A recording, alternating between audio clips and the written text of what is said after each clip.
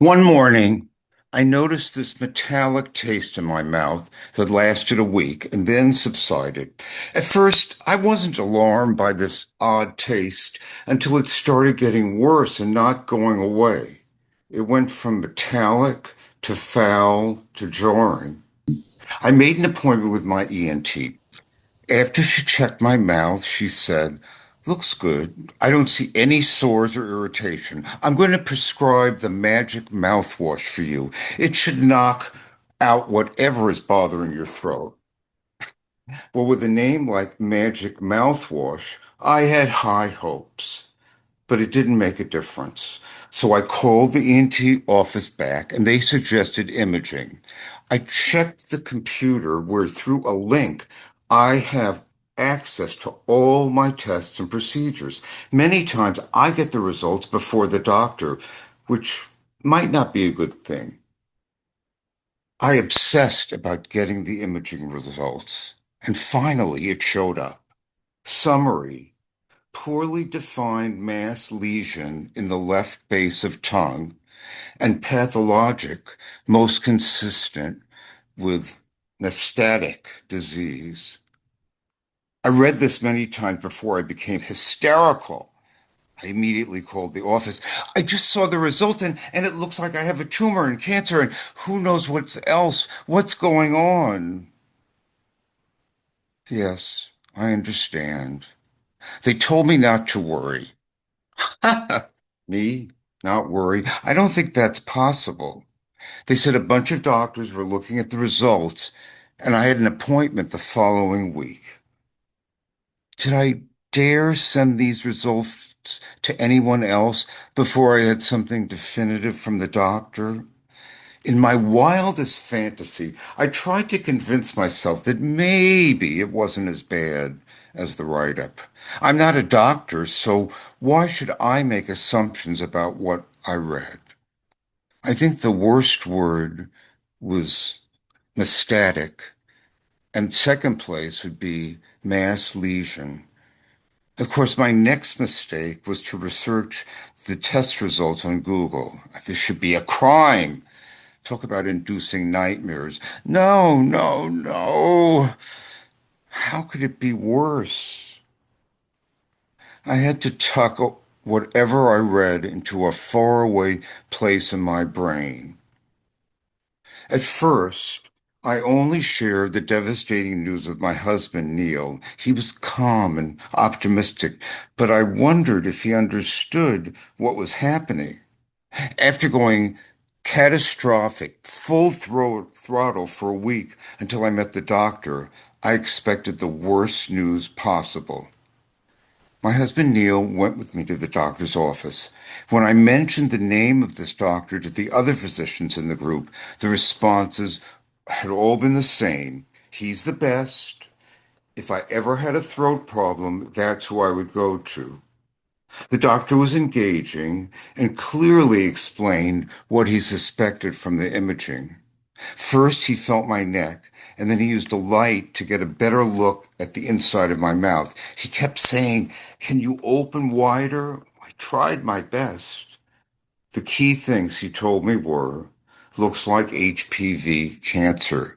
It's been hitting people who never smoked. Michael Douglas had it. Completely curable. We'll use radiation and chemotherapy for treatment." I squeezed my husband's hand like a vice, but I didn't break down in tears. I was numb despite expecting this. After all, he did say curable. Then he said, "I want to do something like a biopsy using a needle through your neck. I'll numb the area so you shouldn't feel much pain. I want to be sure it really is HPV." It was just the idea of plunging that needle into my neck that freaked me out. Results would take a week. Another test of my patience. Afterwards, as we left the office, heading toward Neil's car, I finally broke down, and that triggered Neil to also burst into tears as we stood there and hugged.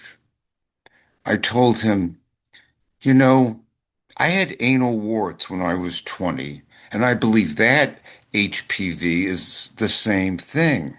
It's funny. But I always thought that the guy who gave me those warts saved my life. I never wanted to have anal sex after that, so I was never at risk of getting AIDS. Now it's possible that this same HPV has come back to bite me in the throat with cancer. I guess you can't win. Calling my friends and relatives about my diagnosis came next. I have to tell you, I did not appreciate a common response of, "Oh, my husband went through the same thing." I did not want a preview of coming cancer attractions. All my relatives, my literary editor and friend, Michael Maine, lifelong friend Cy, my good friend Charlie, they all came to my aid, and I can't forget my wonderful friend Janet, along with classmates and teachers and synagogue rabbis and congregants who all sent healing vibes. And of course, my sister was my knight in shining armor. She would see me through this hell. It would be another 2 weeks before radiation and chemotherapy would begin. I couldn't believe this was happening. I would look in the mirror and ask myself, does Gordon really have cancer? Is it even possible that I'm that sick? During this waiting period, I was fitted for a headpiece that would direct radiation to my tumor. After all, you don't want radiation to go to a healthy part of your head and neck. When I met with the doctors, they kept telling me the good news is that this cancer is curable. The bad news is that the treatment is grueling. You may be a lucky one who doesn't suffer side effects, which include pain when swallowing, nausea, exhaustion, or weight loss. There are 35 weeks of radiation, Monday through Friday. Chemotherapy is weekly for 7 weeks. You're very thin, Gordon, so you should try and gain weight. Eat all those things you want. Don't worry about it being healthy. And pain-wise, we want to start you on pain medication well in advance of when it hits. That way your body can adjust to it. Oh, and one last thing. Don't expect to feel good when you finish treatment. The side effects that you will experience until you reach radiation summit will be harrowing. Your body will be building up to your final dose, and after radiation and chemo cease, the descent down will be slow, and in some cases, 2 weeks of hell. I understood the warning, but I never imagined what it would actually be like. The first comment from the pain doctor when we met was, do you realize what you're in for? Radiation and chemotherapy at the same time? It was great what I would be going through. I kept telling my brain not to register any fear or catastrophic projections, and surprisingly, my brain cells listened to me for once in my life. Treatment day was on the horizon, with radiation and chemo on the same day. Wednesday was D-Day. In the radiation room, I was comforted by the diversity of ages, but I wish I could have avoided the elephant in the room, COVID. In the waiting room, I found that half the population there were masked up. It sort of made sense that having cancer meant your immune system was compromised. But I have severe hearing loss and I read lips. And it was like traveling back in time when COVID was roaring and I had not understood what any masked marauder was telling me. Now it was more of a calamity when my health was involved. One missed word might mean the wrong medication or the wrong diagnosis. The old technique that I had used when I would just agree with whatever was being said might be deadly now. Amazingly, I got by. When I checked him for my initial radiation treatment, I wondered if I would feel the rays trying to kill the cancer cells. A myriad of machines hovered over me as they affixed the headpiece on my neck and head, tight enough to qualify for a bondage setup. And when I heard the instructions, there will be times when you have to stop swallowing and not move, I thought, what's the big deal? Unfortunately, I had not realized that swallowing was such a common activity. And then, when I had constant phlegm and it felt like I was going to choke, staying still and not swallowing were quite problematic. They had to start from scratch, and if I moved or swallowed, they had to start again. But I did eventually conquer this dilemma for the remainder of the sessions. A few hours later, chemo would be coming. I'd gotten a port installed in my right upper arm so the nurse wouldn't have to search for a vein to draw blood or when giving me the infusion. The doctor warned me, if you're going to have any reaction to the infusion, it won't happen for a couple of days. The chemo room was made up of single, private partitioned rooms. I had expected a community of patrons having chemo injected into their veins, making friends with one another, commiserating about the treatment. I said to myself, thank goodness I love to read. It's impossible to feel lonely when you're reading. Again, like the radiation, having the chemo drugs pumped into my port was painless. I felt nothing. But then, the next evening, it happened. I was at my kitchen table, staring into space as I tried to drink my nutrition drink for dinner. My stomach was having a fit, and my stomach was talking to me.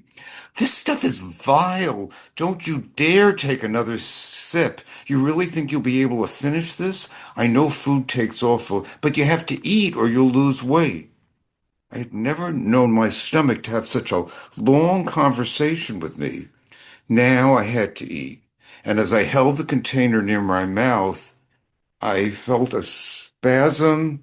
Something was traveling up my esophagus. Uh-oh! Not a good sign.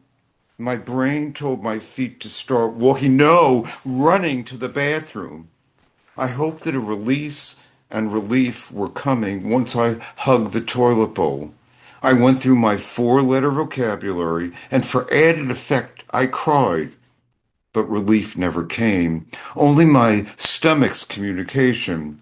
There is nothing more to barf. I know you're disappointed that you don't feel better, Gordon, but at least the nausea has subsided. Remember, I warned you about drinking any more of that stuff. Okay. I decided I would go on a hunger strike. What was I going to tell Madison, my nutritionist? Madison stressed. Since you aren't eating anything else, you'll need to consume 6 bottles of your nutrition drink a day. I wanted to scream, never in a million years. I'm sorry, I'm nauseous. By the third week, when side effects flourished, my weight dropped from 128 pounds. It was time to consider a feeding tube. The doctor agreed. A little awkward to have this tube jutting out from my stomach, but I could live with that. But the evil forces weren't done with me. I felt a strange type of nausea while I was recovering from the feeding tube insertion, different from the reaction to the chemo. The nausea was painful and unrelenting. I kept throwing up. I used moaning or uttered ear-piercing shouts. I expected neighbors would knock on my door to see if I was being murdered. I wanted to be put out of my misery. Oh, yes. There were times that I told myself, I can't do this anymore. It's not worth it. Now, I understand why some of my friends couldn't handle radiation or chemotherapy. Fortunately, those feelings were fleeting, and I trudged on, or as a writer friend of mine said, just stay the course. Still, I felt hopeful having the feeding tube. I no longer had to worry about tasting and swallowing. My stomach would get nutrients and liquefied food directly. I told my abdomen, you better behave yourself. You can't complain that I'm not chewing my food. You won't go hungry. And just when I thought nothing worse could happen, came the hiccups. Now, I've had issues with hiccups before that lasted way beyond their useful life. Usually when I breathe differently after I've had a cold, but now the hiccups felt uncontrollable. End of part one.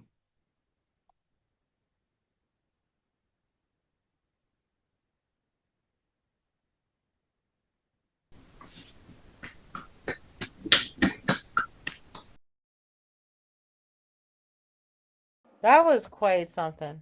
That was very, Very powerful. yes. Yeah, yeah, yeah. I'm assuming it's autobiographical. Yeah, Yes. I'm Yeah, I sorry I mean, did go through that. I Yeah, mean, that was So I always, amazing. so I've often had this question when people do monologues about or plays or whatever about going through all that. What did doing that, running that and reciting that do for you? And what do you hope for people to get out of it? Yeah, I mean, it's somewhat cathartic, Yeah, in a way of documenting it, although I've done a pretty good job of um, feeling like I didn't really go through that because some of it was so horrible.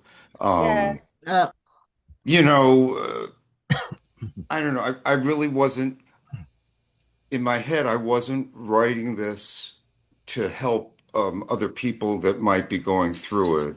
I Sure. just oh, wanted to tell my story and what happened to me, and if there's some universal truths or something in there, that's great. You did a great job, I tell you. I Yes. was so moved by this whole thing.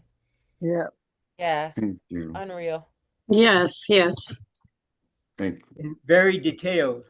Yeah, I yeah. like that you can really feel what happened. But not in a Yeah. way that was too long or boring. It really captured my attention the whole time. Good. I Yeah. was I was concerned about that. Yeah, I kept No, not at editing. all. Yeah, no. Good. Mm-mm. And I've heard different versions of it, and Gordon, and this it's getting much, much better. Thank you. Thank you, I Susan. like Yeah. it that your organs are speaking to you. I think that's really good. Yes. But I'm afraid you're going to say I stole that from you, Susan. So. Well, you did, but it's okay. I'm happy to share. It's all right. A royalty bill will be sent. Right, exactly. I thought it was excellent, and my wife has a lot of health problems, so I just, as the spouse of somebody going through things like that, I really was touched by the scene of you and your husband in the parking lot, Oh, and just yeah, the it was just really wonderful. So thank you thank for you. Absolutely. Thank Me yeah, you. too, Corey. It's sort of yeah, hard to listen to too, though. yeah, yeah. Yeah.